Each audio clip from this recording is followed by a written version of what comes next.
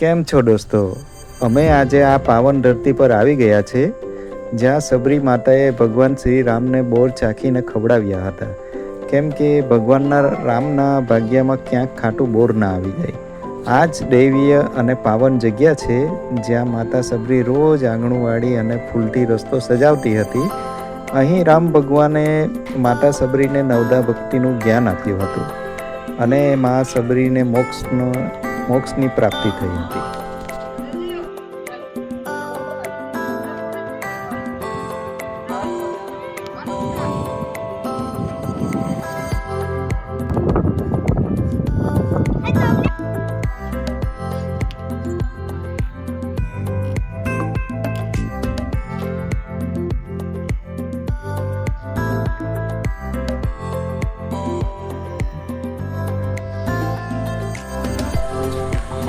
જય શ્રી રામ.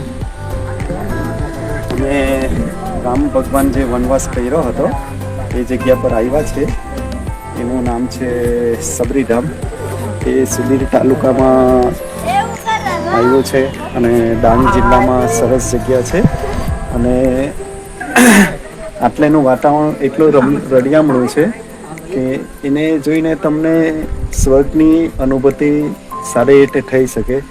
જેમ કાશ્મીરમાં કાશ્મીર સ્વર્ગ છે ધરતીનું, એમ ડાંગ જિલ્લામાં આ સુબીર તાલુકો છે એ બી એક સ્વર્ગ છે.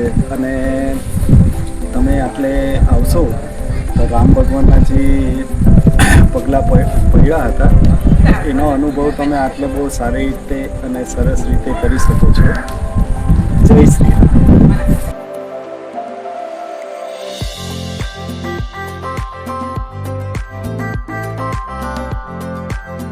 જય શ્રી રામ. અમે આવ્યા છે સુબીર અને આ છે સબરી માતાનું જ્યાં રામ ભગવાનની ખુદ આટલે આવી અને સબરી માતાના તમે એના જે ઠળિયા છે એ તમે ઘરે લઈ જઈને રોપો તો તમારા ઘરે જે બોર થાય એ ટાઈપના જ થાય. અને આટલે જે થાય છે એ કોઈ એક રામ ભગવાને કરેલા હોય એ રીતના જ થાય છે. એ ચમત્કાર આટલે છે હજુ પણ. અને આ છે ડાંગનું જુહાર અને સુબીરનું સ્વર્ગ એટલે સબરીધામ. હવે આપણે જઈ રહ્યા છીએ ગિરિમાળ ધોધ. ગિરિમાળ ધોધ અહીંથી આશરે 23 કિલોમીટરના અંતરમાં આવેલ છે. અહીં રસ્તામાં એક શિવ મંદિર છે જ્યાં નાનો ધોધ પડે છે. એવું લાગે છે કે સાક્ષાત માં ગંગા મહાદેવની જટામાંથી નીકળતી હોય એવું લાગે છે.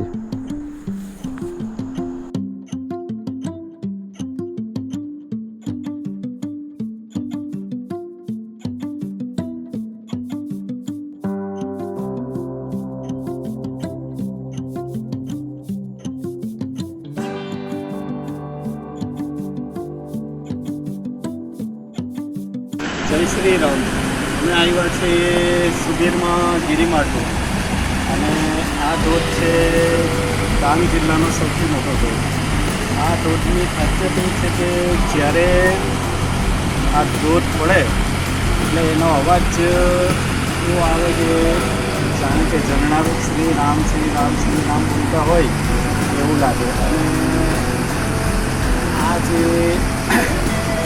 ધોધની ખાસિયત એ છે કે રામ ભગવાન જ્યારે આ વનવાસ કરવા આવેલા હતા એ સમયે સીતા માતા અને રામ ભગવાન એટલે એનું જ આ જે પાણી છે જે કલ કલ કલ કરીને અવાજ આવે છે